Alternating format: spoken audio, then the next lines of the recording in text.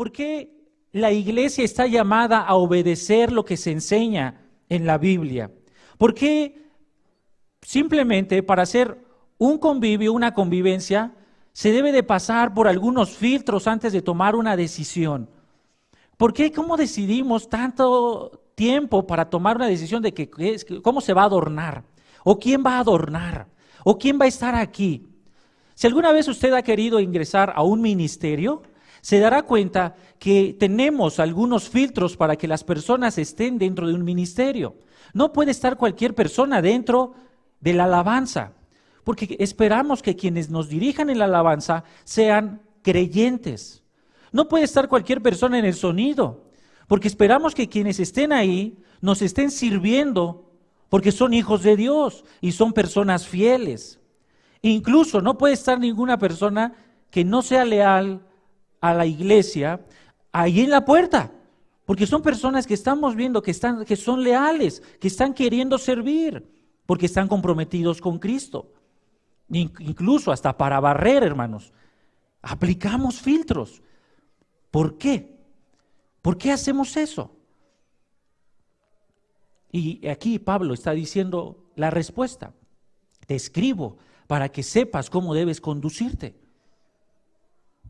¿Cómo debe de conducirse? Ahora, desde el capítulo 3, el tema central, hermanos, es el deber. Por ejemplo, en el versículo 2, dice 3:2, un obispo debe ser. Ahí está, el verbo importante es debe. Y se define su personalidad con el ser.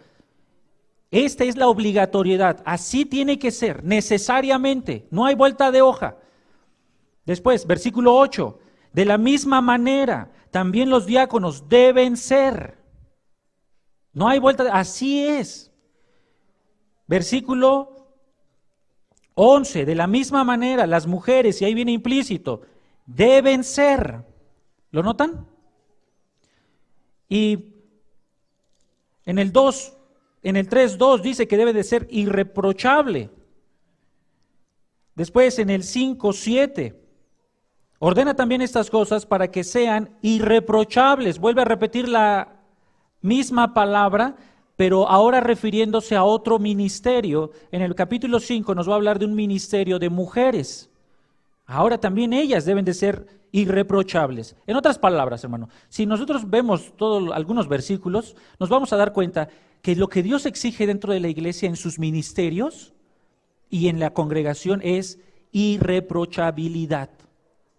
En otras palabras, que no pueda ser acusado, que no haya falla, que hasta donde sea posible, cada uno de nosotros nos comportemos como Cristo se comportaría. Debe de haber lo más excelente en la iglesia, el servicio más excelente, la actitud, las alabanzas, la limpieza, los recibimientos, la atención a cunero, la atención a los maestros, la preparación de un sermón, todo debe de ser lo más excelente. Es que son perfeccionistas, no. Ahora quiero que veamos por qué debemos de ser así. ¿Por qué debemos de ser tan estrictos, tan serios en las decisiones? ¿Por qué a veces, hermanos, nos vemos tan fríos cuando decimos, no se puede hacer esto? Y me refiero a los ancianos, hermano Gabriel, hermano Álvaro, un servidor. ¿Por qué tanto formalismo? ¿Por qué simplemente no decidimos y ya? ¿Por qué tanto alboroto? En Éfeso, los falsos maestros, hermanos, habían menospreciado la iglesia al ver la iglesia como un modo de vida simplemente, un medio para obtener ganancias. Ahí estaban algunas personas que estaban obteniendo ganancias y estaban enriqueciendo, nos lo habla el capítulo 6.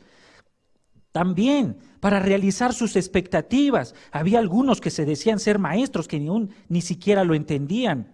Por ejemplo, en el 1, versículo 7, queriendo ser maestros de la ley, aunque no entienden lo que dicen y las cosas acerca de las cuales hacen declaraciones categóricas. Había falsos maestros que decían tener un entendimiento alto, un entendimiento llamado ciencia, pero realmente era mentira. Por ejemplo, en el 6:20, oh Timoteo, guarda lo que se te ha encomendado y evita la palabrería vacía y profana y las objeciones de lo que falsamente se llama ciencia. Entonces, estos hombres habían visto la iglesia como una institución humana, como una organización social, como una organización de beneficencia pública. Pues es que aquí se dan despensas, pues aquí podemos hacer esto, podemos meter este programa para que beneficie, podemos hacer esto otro, ¿sí? Para subir de categoría, para subir de nivel, para tener un estatus de espiritualidad, para obtener ganancia ilícita. Entonces Pablo le dice a Timoteo, ¿sabes qué? Necesito que te quedes ahí, porque estos están haciendo de la iglesia una institución, como el templo de Artemisa que había ahí en Éfeso. Así que, hermanos, el día de hoy quiero que conozcan 3 razones por las que debemos de comportarnos bajo estricta obediencia a la palabra de Dios. 3 razones por las que debemos de comportarnos bajo estricta obediencia a la palabra de Dios. El título de esta predicación es ¿por qué debemos comportarnos así? Vamos a hacer una oración para iniciar, hermanos. Amado Padre, te agradecemos por tu hermosa palabra, Señor. Te ruego que el día de hoy podamos salir edificados. Te ruego que tú prepares nuestros corazones para poder ser perfeccionados y ser preparados para la obra que tú nos has llamado, Señor. Permítenos entender cuál es el alto llamado que tenemos como congregación, como iglesia, y estar siendo conscientes de estas realidades en nuestras vidas diarias. Por Cristo Jesús, amén. Primer razón, hermanos. Ahí estamos en el versículo 15. Primer razón, porque somos casa de Dios. ¿Por qué debemos comportarnos así? Porque somos casa de Dios. Dice ahí el versículo 15, te escribo estas cosas para que si tardo sepas cómo debes conducirte en la casa de Dios. Ahora, existen 2 posturas con respecto a este punto. Si oikos, que significa la palabra casa, se traduce como casa, se refiere a la iglesia como templo, Aquí cuando hablamos de iglesia o de congregación nos referimos no al edificio, sino a nosotros como personas.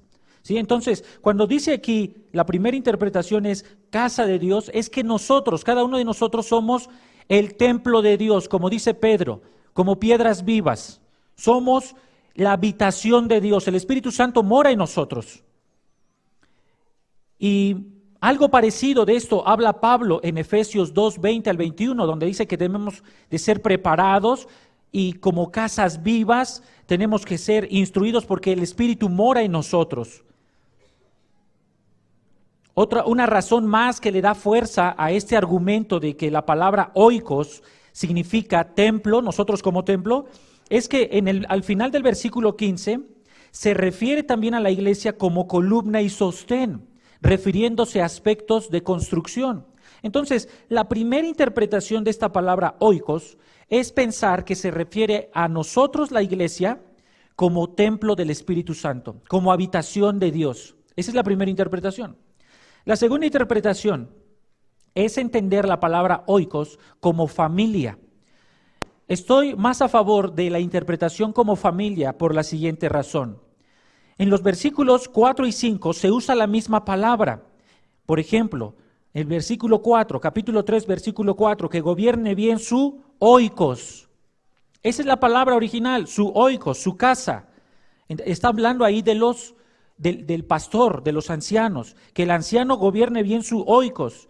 Y observen cómo define la palabra oikos. Dice, teniendo a sus hijos sujetos con toda dignidad.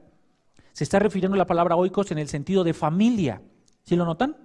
Es la familia, involucra a los hijos, va a involucrar también la esposa cuando se hace un análisis más adentro, más meticuloso. Versículo 12, se vuelve a utilizar la misma palabra con el mismo sentido. Que los diáconos sean maridos de una sola mujer y gobiernen bien a sus hijos y sus propias oikos, su propia familia. Y la familia involucra tanto a las personas como el lugar donde viven. Así que debido al contexto, que Pablo utiliza la misma palabra y el mismo Pablo la define como la familia, vamos a entender aquí como la familia. Así que lo que está diciendo Pablo es, te escribo para que sepas cómo debe conducirse uno cómo debes conducirte en la familia de Dios, en la familia de Dios. Y esto cobra mucho sentido, hermanos, porque Pablo va a ser muy enfático. En ninguna carta de Pablo, más que aquí en Timoteo, primera de Timoteo, va a poner tantos testigos para que Timoteo cumpla con el deber que se le está diciendo. Por ejemplo, en el 1:2, Timoteo, verdadero hijo en la fe, gracia, misericordia y paz. Y escuchen esto, de parte de Dios Padre y de Cristo Jesús nuestro Señor. Pone al Padre y pone a Cristo. Después dice entonces Pablo, lo que te voy a decir es de parte de Dios Padre y de parte de Cristo. 5:21. Te encargo solemnemente en la presencia de Dios, y otra vez escuchen, y de Cristo Jesús, y añade, y de sus ángeles escogidos, que conserves estos principios sin prejuicio, no haciendo nada con espíritu de parcialidad. Bueno, Pablo, ya entendimos que venía de parte de Dios y de Cristo, pero aquí remata, necesito que hagas esto sin parcialidad, Timoteo. Está Dios, Cristo, incluso los ángeles te están observando. 6:13. Y observen cómo va a ir resumiendo. Cada vez que aparecen estos testigos, Pablo está resumiendo la enseñanza que está detrás. Te mando delante de Dios, que da vida a todas las cosas, y de Cristo Jesús, que dio testimonio de la buena profesión delante de Poncio Pilato, que guardes el mandamiento sin mancha ni reproche hasta la manifestación de nuestro Señor Jesucristo.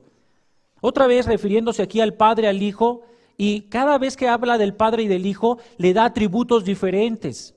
Él es el Padre, después es el que sostiene la vida, Él es en el 5:21, dice, en la presencia de Dios, Dios está presente, Timoteo, Cristo también está presente. Ahora, ¿por qué hace tanto énfasis aquí? Porque se está refiriendo a la familia de Dios. Dios no va a dejar que su familia sea llevada por cualquier persona. No va a dejar que Dios no va a dejar que su familia sea desviada de su presencia.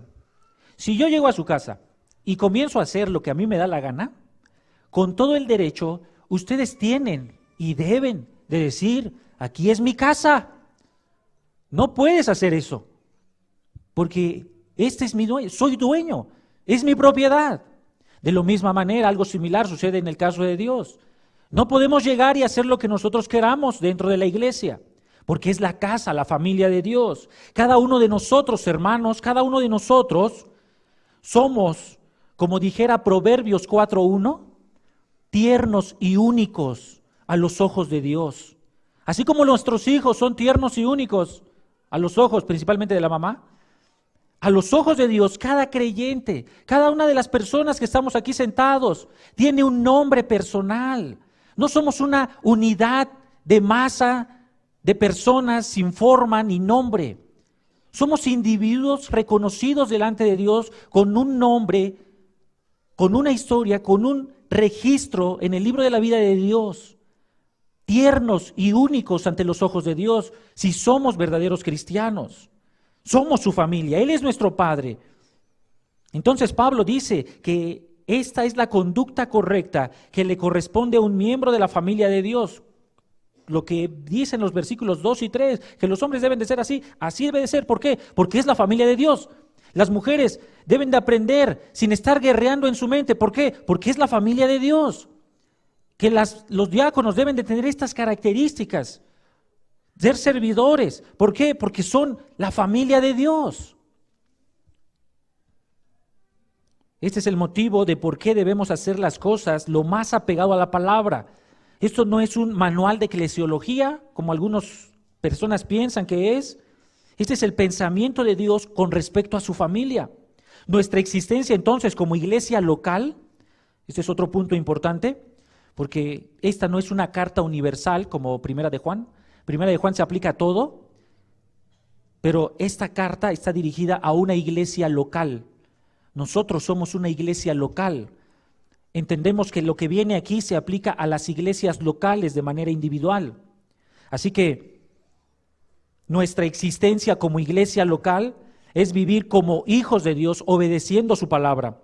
Esa es nuestra esencia, nuestra distinción principal. Antes de ser una unidad de hermanos, una congregación, un centro de ayuda, un edificio o lo que sea, el propósito por el cual fuimos constituidos por Dios, el propósito por el cual fuimos ganados por Dios, es para que seamos su familia,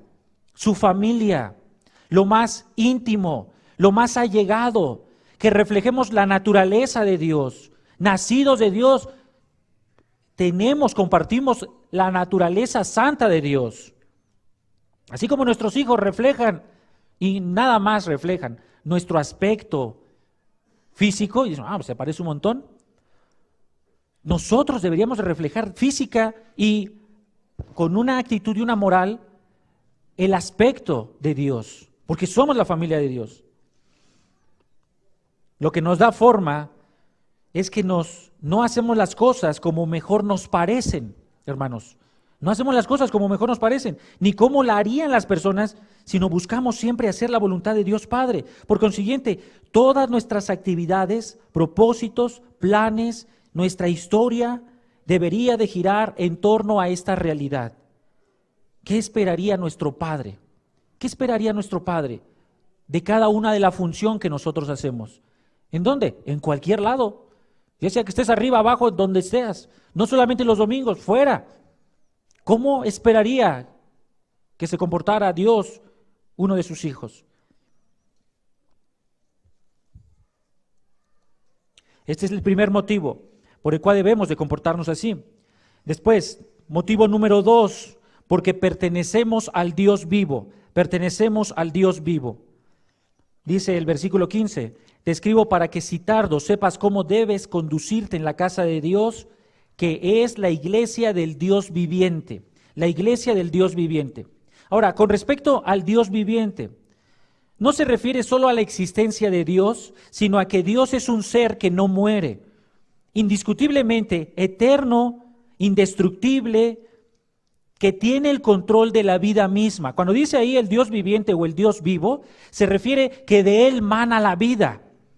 Él es el poseedor de la vida, el que la controla, que la domina y por implicación el Dios vivo y que si quiere da vida y si quiere da muerte.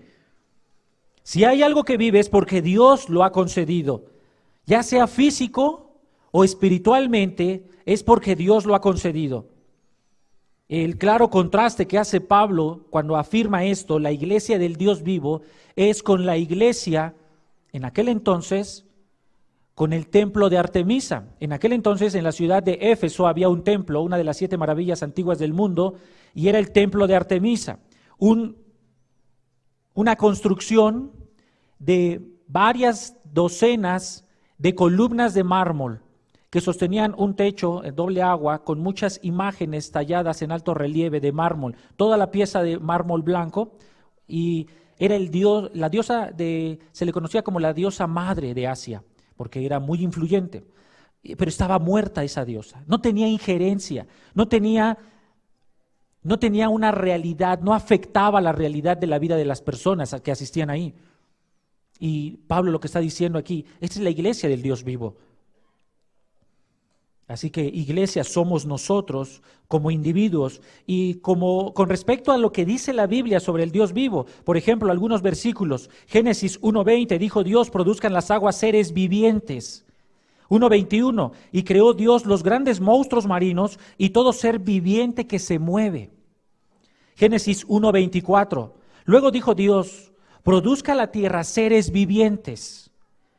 Génesis 2:7, entonces Jehová Dios formó al hombre del polvo de la tierra y sopló en su nariz aliento de vida, y fue el hombre un ser viviente. Comenzó a moverse, comenzó a reproducirse, comenzó a tener intelecto. Él pudo crear seres vivientes, porque Él es la vida, de donde emana la vida. Otro ejemplo del Dios viviente lo vemos cuando David se siente profundamente ofendido y al mismo tiempo profundamente confiado en que va a vencer a Goliat cuando ofendió al Dios viviente. Por ejemplo, 1 de Samuel 17:36. 1 de Samuel 17:36. Y está hablando aquí David, pone el ejemplo Cuando alguien es un pastor, un joven de 17 años aproximadamente, David, y dice David que cuando llegaba alguien, llegaba un oso o un león y se robaba una oveja, él iba y mataba a la oveja, mataba al león o al oso, y se traía a la oveja. Entonces dice aquí, 1 Samuel 17:36, fuese león o fuese oso, tu siervo lo mataba, y este filisteo incircunciso será como uno de ellos, porque ha provocado al ejército del Dios viviente. Se siente profundamente ofendido cuando alguien ofende al Dios viviente y se siente al mismo tiempo profundamente convencido de que Dios le va a dar la victoria. Algo parecido sucede con Daniel 6:26. El rey Darío lo tiene que meter en un foso de los leones. Ustedes recuerdan la historia, lo tiene que meter en un foso de los leones porque la envidia de sus súbditos del rey Darío, de los sátrapas, le tendieron una trampa, y al final el rey no se pudo retractar y tiene que meter a Daniel ahí en el foso de los leones, obviamente para que lo mataran, aun cuando el deseo del rey no era ese. Cuando Daniel, al siguiente día, el rey va a buscar a Daniel, dice el rey esto, ahí en el Daniel 6:26, se encuentra Daniel vivo y Daniel responde, aquí estoy, Dios me ha liberado. Entonces responde el rey, de parte mía es puesta esta ordenanza, y aquí está hablando el rey Darío, que en todo el dominio de mi reino todos teman y tiemblen ante la presencia del Dios de Daniel, porque Él es el Dios viviente, el Dios viviente. Lo importante de este pasaje es que en el Antiguo Oriente, en las culturas antiguas, los reyes se consideraban ¿qué cosa? Dioses. Y aquí este hombre está diciendo, yo deseé, tuve ganas, quise evitar que Daniel no fuera puesto en el foso de los leones, pero aun cuando fui el rey no pude hacerlo. No pude ni siquiera ir en contra de mi propia palabra. Pero hay un verdadero Dios que mete su mano en la realidad del mundo, en la realidad humana. Está moviendo las cosas. El Dios viviente no solamente es que da vida en un inicio, sino que tiene injerencia directa en la realidad, en tu vida diaria. ¿No lo ves? Pues tal vez hace falta fe, pero ahí está, metiéndose, metiendo la mano. Otra característica del Dios viviente. En el Salmo 42:2, el salmista reconoce que aun cuando está vivo físicamente, su alma estaba seca, sin vida, y clama al único que le puede dar, reconfortar su alma. Salmo 42:2, mi alma tiene sed de Dios, del Dios vivo, el único que le puede ayudar, el único que le puede refrescar en su corazón, en su agonía, en su dolor, es el Dios vivo.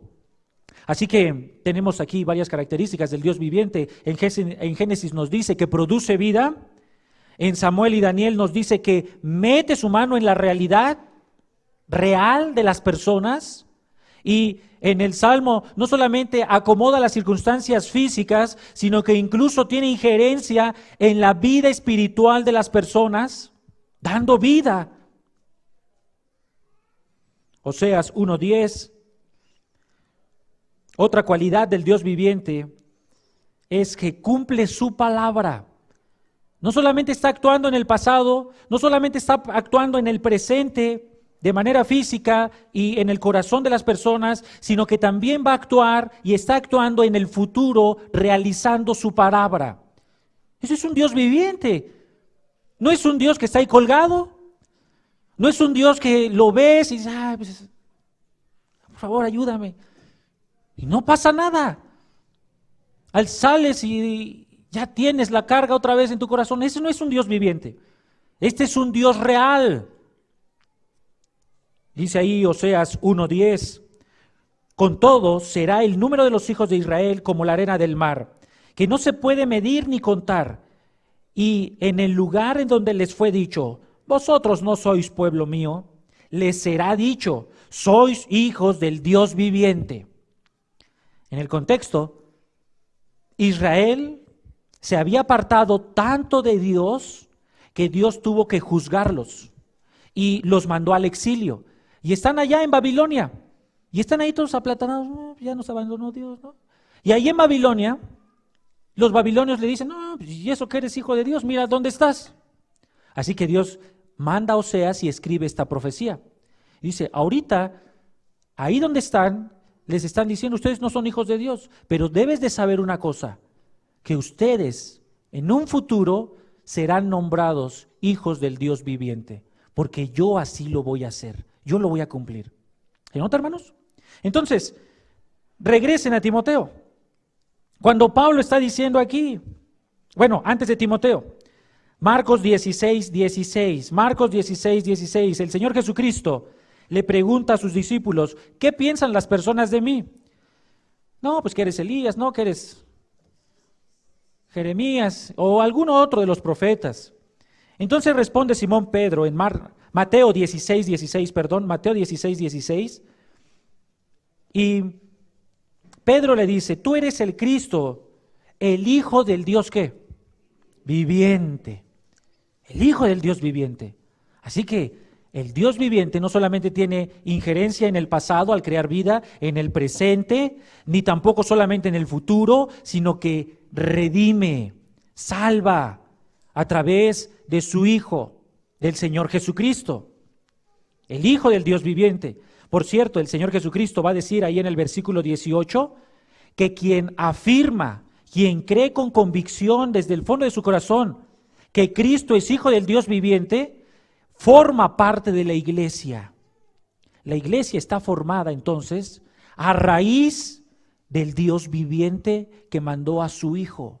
Y quienes creen eso, forman la iglesia. Eso es lo que dice el versículo 18, traduciéndolo en otro sentido o con otras palabras.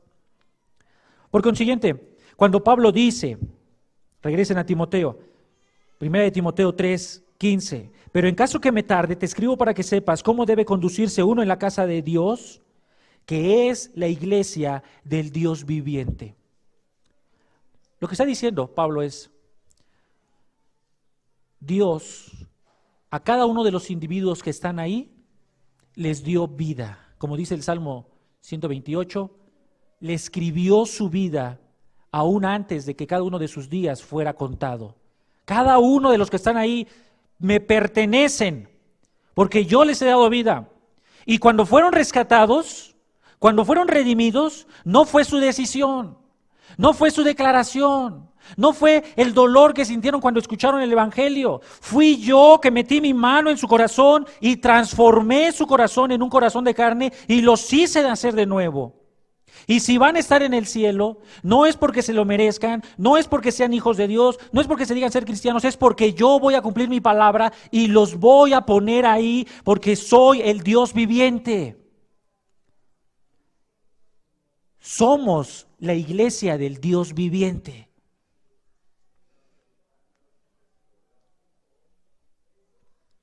Segunda de Timoteo 2:19. Segunda de Timoteo 2:19.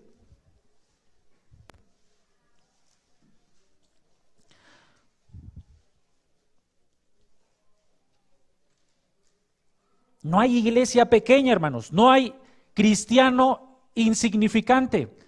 No hay ministerio que no sirva. No hay niveles dentro de la iglesia. Segunda de Timoteo 2:19, no obstante, el sólido fundamento de Dios permanece firme, teniendo este sello. Escuchen, hay un fundamento, refiriéndose a una especie de edificio, y ese fundamento está firme y tiene un sello de garantía, un sello que garantiza la realización total. ¿Cuál es este sello? El Señor conoce a los que son suyos. El Señor conoce a los que son suyos. ¿Por qué? Porque es un Dios viviente que está enfrente. Tu vida está enfrente de Dios a cada instante, a cada momento. Cada una de las reuniones que hacemos entre semana, en las reuniones, cada vez que vamos a comer, cada vez que nos vemos por la calle, cada vez que estás en el trabajo, en cualquier lugar donde estás, Dios está viendo tu vida porque le perteneces. Si eres un verdadero hijo de Dios, estás ahí. Dios te tiene al frente como familia de Él y como pertenencia de Él. Ahora, si no eres hijo de Dios, también, pero para ira. Estás acumulando para ti ira de parte de Dios. Entonces, esa es la segunda razón por la que debemos de comportarnos bajo estricto obediencia a la palabra de Dios. Tercera razón, no es menos importante, hermanos. Dice el versículo 15, pero en caso que me tarde, te escribo para que sepas cómo debe conducirse uno en la casa de Dios, que es la iglesia del Dios viviente, columna y baluarte de la verdad. La iglesia tiene una responsabilidad en torno a la revelación de Dios. Y esta responsabilidad, hermanos, es llevar el evangelio, evangelizar. Y déjenme poner esto en perspectiva. No se trata de evangelizar por evangelizar o de hablar de Cristo por hablar.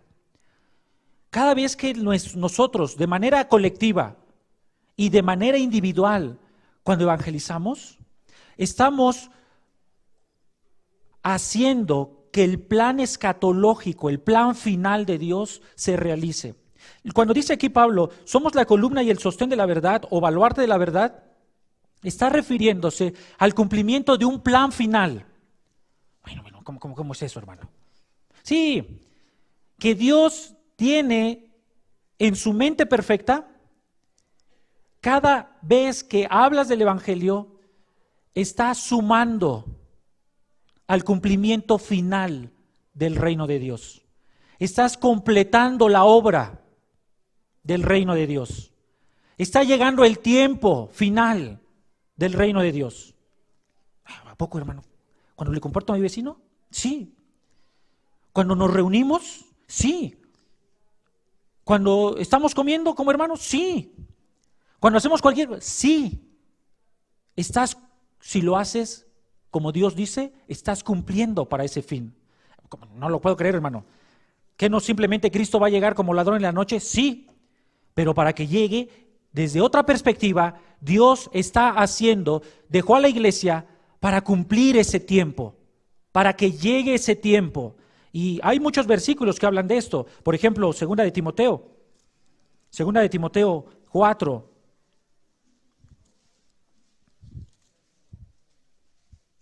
Bueno, más bien, capítulo 3. Pero debes de saber esto, que en los últimos días vendrá tiempos difíciles. Estamos hablando de los últimos tiempos. Después de Cristo, de su ascensión, empiezan los últimos tiempos.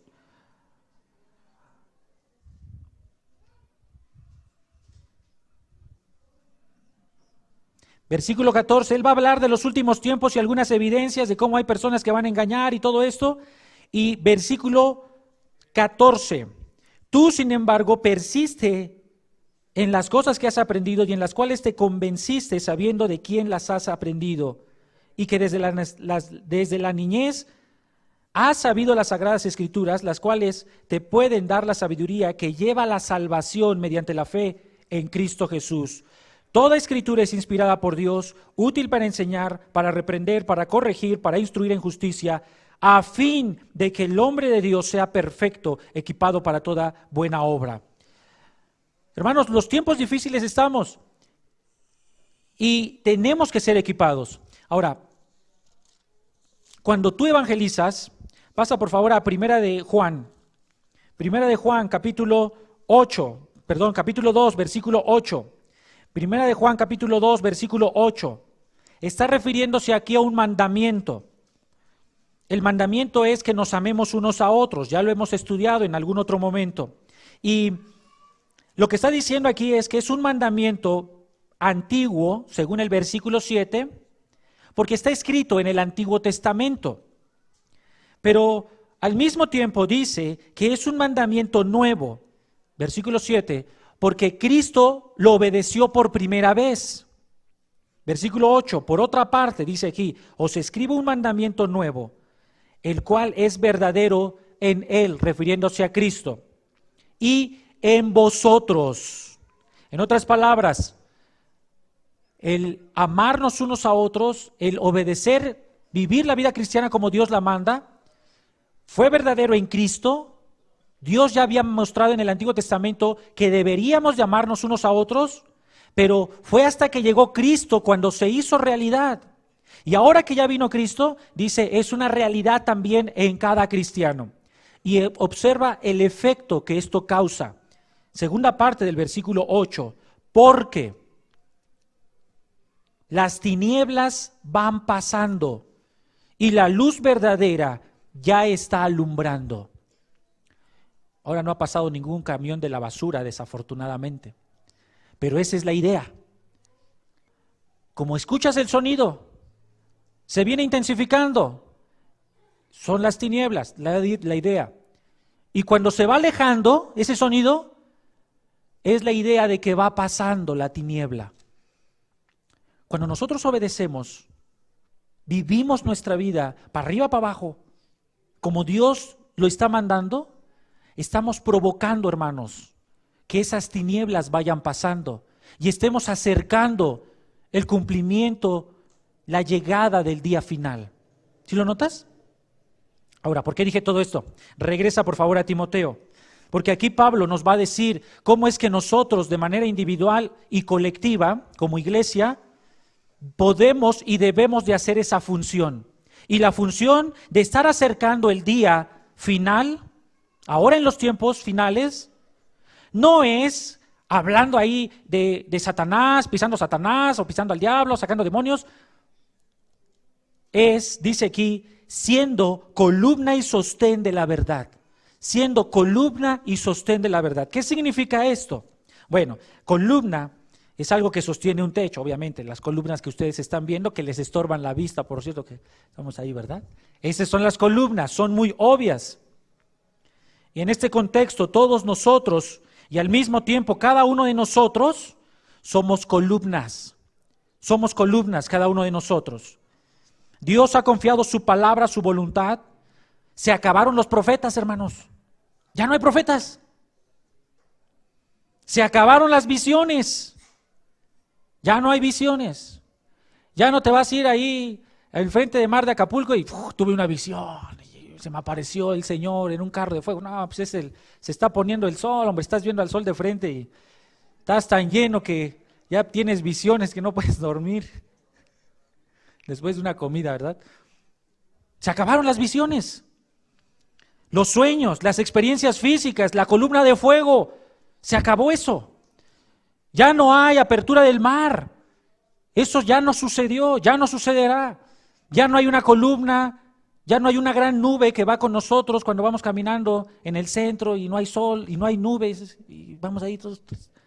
Ya no hay una nube que va cubriéndonos del sol como en el Antiguo Testamento iba la nube en el desierto con los israelitas. En este sentido, hermanos, la iglesia ha tomado el lugar que le correspondió a Israel. No lo sustituimos. La iglesia tomamos el lugar de mostrar, escucha esto, mostrar la gloria de Dios. Israel mostraba la gloria de Dios, la columna de fuego ahí en el tabernáculo. Israel mostraba la gloria de Dios, pero Israel no quiso mostrar la gloria de Dios. ¿Se acuerdan de Jonás? Ve a predicar a Nínive. No voy a ir a predicar, ¿por qué? Esa es la gloria de Dios, ¿no la quieres ir a hacer, no? Pues entonces Dios los desgajó temporalmente de su plan a Israel. Y en su lugar, ¿saben a quién puso? Al apóstol Pablo, a San Agustín, a Calvino, a Spurgeon, al hermano MacArthur. Sí los puso a ellos, pero te puso a ti. Si eres verdadero hijo de Dios, te puso a ti como columna. En tu casa no hay un Spurgeon, en tu casa no hay un MacArthur, en tu trabajo no hay nada de eso. Pero si eres hijo de Dios, estás tú. y tienes la misma calidad como columna de Dios que muestra la gloria de Dios. Y esa gloria de Dios es su palabra, su palabra. Pero no solamente eso, dice también aquí que somos baluarte. Esto de baluarte significa literalmente sólido o firme, permanentemente. Se refiere no a un fundamento, el fundamento ya está puesto, el fundamento es esto. Este es el fundamento, la palabra de Dios. Aquí se está refiriendo a algo parecido como a un clavo que está sosteniendo, o como, bueno, una estructura, un pequeño triángulo, que esto sería un baluarte. Ya me salí de la escena. Sostiene ahí la columna, ese pequeño triángulo que sostiene la estructura. El fundamento está abajo, pero nosotros somos columna y ese pequeño triángulo que sostiene la misma verdad de Dios. Así que el baluarte es muy pequeño realmente, en una estructura arquitectónica es muy pequeño. Y la facultad principal del baluarte es sostener. En otras palabras, la iglesia sería, en el plano visual y humano, la principal sustentadora de la verdad del Evangelio, hermanos. Somos la principal sustentadores de la verdad del Evangelio. Tanto los individuos por separado como la congregación.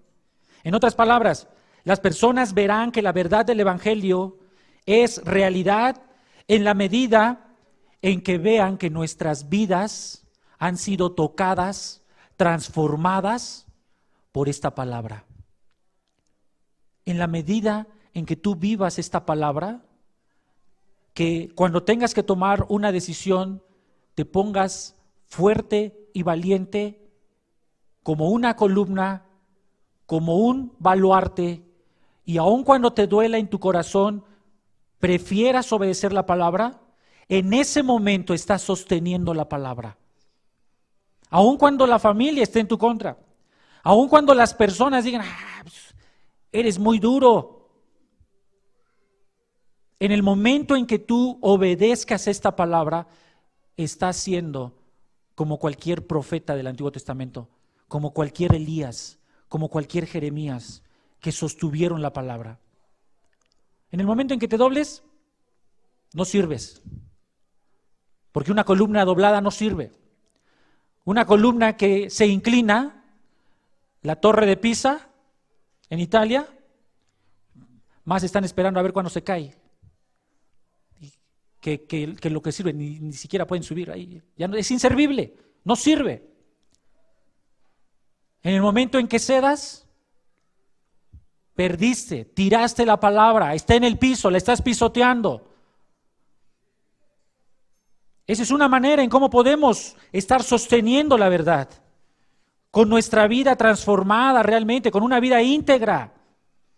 Pero hay otra manera, y es normalmente lo que nosotros pensamos que es sostener la verdad, y es con la palabra, estar hablando, pero las dos juntas, van las dos juntas. Tienes que vivir de lo que vas a hablar. Tienes que vivir de lo que vas a hablar. Y aquí déjenme mencionarles rápidamente 8 aspectos como debes de sostener la palabra en tu vida. 8 aspectos. Primero, número 1, cree la verdad. Cree la verdad. No se cuestiona esta palabra, simplemente se cree. Ese es el mandamiento que Dios nos da. Segunda de Corintios 4:13, pero teniendo el mismo espíritu de fe, conforme a lo que está escrito, creí, por lo cual hablé. Nosotros también creemos, por lo cual también hablamos. Bueno, ¿quieres evangelizar? Hermano, es que yo no he traído ninguna oveja, pero hablo. Bueno, vive. Y aun cuando ni siquiera hables, te van a preguntar. Primero cree y después habla. Número 2, memoriza. Salmo 119:11, Salmo 119:11, tú lo has escuchado. En mi corazón he guardado tus dichos para no pecar contra ti. En mi corazón he guardado tus dichos para no pecar contra ti. Ahora, hermanos, no la nanotecnología, ¿han escuchado de eso? ¿La nanotecnología? Son proyectos y algunas cosas sí son reales. Los científicos y los científicos, ingenieros en robótica, cibernética, crean pequeñas robots diminutos, microscópicos, que sirven para meterse dentro del cuerpo o en alguna situación y rastrear. Por ejemplo, se puede inyectar una dosis de nanorobots para ver cómo están mis venas por dentro y mandan con pequeñas luces imperceptibles a un monitor cómo está todo mi sistema nervioso. Y son tan pequeñitos que se pueden meter por todas las venas, ¿no? O por el abdomen, o por el... Esa es nanotecnología. Ahora, ni la mejor nanotecnología inyectada en tu cerebro podrá sustituir tu memoria. Ni el mejor iPhone ni el mejor teléfono podrá sustituir la palabra en tu memoria. No, es que ahora sí la voy a escuchar, hermano, porque tengo la grabación aquí y la puedo escuchar del diario. Puede servir, pero no va a sustituir tu memoria. Dice ahí el Salmo, en mi corazón he guardado, el corazón se refiere a mente, tus dichos, guárdalos ahí. ¿Por qué Dios preservó ese versículo? Sabía que iba a aparecer la tecnología, no estoy en contra de la tecnología, a mí me encanta. Pero tenemos que memorizar la palabra. Primera de Pedro 3:15, cuando tú guardes en tu corazón, cuando guardes en tu mente, en tu memoria la palabra de Dios, entonces tendrás la actitud de Pedro. Estad siempre preparados para presentar defensa con mansedumbre y reverencia ante todo el que os demande razón de la esperanza que hay en vosotros. Ay, hermano, es que usted sabe un montón. Es que el pastor, nos admiramos de nuestro pastor Gabriel, sabe mucho, pero Dios le ha dado buena memoria y él la ha ejercitado, aun cuando a veces diga, no me gusta memorizar. Bueno, ¿somos diferentes? No. Dios te ha dado memoria también a ti, lo puedes hacer y es el mandato de Dios, que memoricemos la palabra de Dios. Número 3, medita en la palabra de Dios. Es lo que te estoy diciendo, ahorita estás meditando, te pongo todos estos ejemplos para que estés meditando. Josué 1:8, nunca se apartará de tu boca este libro de la ley, sino que de día y de noche meditarás en él, para que guardes y hagas conforme a todo lo que está escrito en él. Entonces, debemos de estar, como decía un comercial, masticando la idea. ¿Qué significa? ¿Por qué? ¿Para qué? ¿A quién se lo dijo? ¿Cuándo se lo dijo? ¿Cómo se aplica? ¿Qué significa? Número 4, estudia la palabra. Segunda de Timoteo 2:15. Segunda de Timoteo 2:15. Procura con diligencia presentarte a Dios aprobado, como obrero que no tiene de qué avergonzarse, que maneja con precisión la palabra de verdad. Número 5, obedece la palabra. Lucas 11:28, y él dijo, antes, bienaventurados los que oyen la palabra de Dios y la guardan, literalmente la obedecen. Número 6, defiende la palabra. Filipenses 1:17, defiende la palabra. Pablo dijo a los filipenses que él estaba puesto para la defensa del evangelio. Número 7, ¿cómo más puedes sostener la palabra en tu vida? Deja controlarte por la palabra. No pongas pretextos, quita ya los prejuicios, quita ya las excusas. Colosenses 3:16, la palabra de Cristo mora en abundancia en vosotros. Te refiere ahí a un control. Y número 8, entonces sí, al final, proclama la palabra, proclámala. Mateo 28:19-20, por tanto, id y haced discípulos a todas las naciones, versículo 20, enseñándoles. ¿Qué les vas a enseñar? Pues la palabra. ¿Cómo vas a tener un buen discípulo? Cuando tú estudies, memorices, medites, escuches, memorices la palabra. ¿Quiénes son tus discípulos? Primero es tu familia, tus hijos y tu esposa, si eres hombre, si estás casado. Después, si hay otra persona, ellos son tus discípulos. Haz discípulos. Así que, hermanos, en resumen, ¿por qué debemos obedecer? ¿Por qué nos comportamos como nos comportamos en nuestra iglesia? Porque la iglesia tiene un alto llamado que no podemos evitar. Este es nuestro deber. Debemos comportarnos de la manera como lo ha escrito Pablo, porque número 1, somos la casa de Dios. Número 2, pertenecemos al Dios viviente. Y número 3, somos la columna y el sostén de la verdad. Vamos a hacer una oración, hermanos. Amado Padre, te agradezco por tu hermosa palabra. Gracias, Señor, porque nos la pones en la palabra, en la Biblia, para que la estemos meditando, reflexionando. Te ruego, Señor, que como iglesia y como individuos no nos olvidemos a qué pertenecemos, Señor, y permítenos, Padre, con humildad poder servirte mejor a ti y a nuestros hermanos. Por